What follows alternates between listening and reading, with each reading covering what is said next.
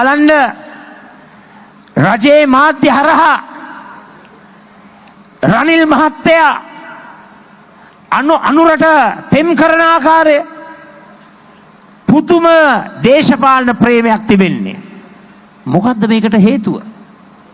මේ අය දන්නවා සජිත් ප්‍රේමදාස ඇතුළු සමගි ජන බලවේගයේ කණ්ඩායමට මේ රටේ වගකීම බාර දුන්නාම අනිවාර්යෙන්ම ජනතාවගේ ප්‍රශ්න වලට විසඳුම් ලැබෙනවා.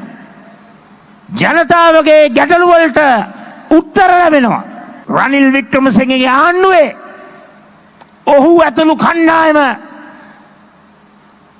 හොඳටම පගා ගහනවා. හොඳටම කොමිස් ගහනවා. අල්ලස දූෂණය අද රජයේ න්‍යාය පත්‍රයේ ඉහළම කාරණාව බවට පත් වෙලා තිබෙනවා. රාජපක්ෂල වෙනුවෙන් කවදාවත් කුලියට කතා කරලා නැහැ. කුලියට දේශපාලනය කරලා නැහැ.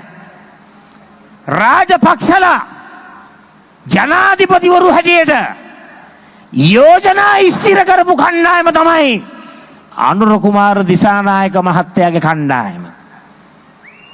රාජපක්ෂලව ආරක්ෂා කරපු කණ්ඩායම තමයි රනිල් වික්‍රමසිංහ අපේක්ෂකවරයා ප්‍රමුඛ කණ්ඩායම.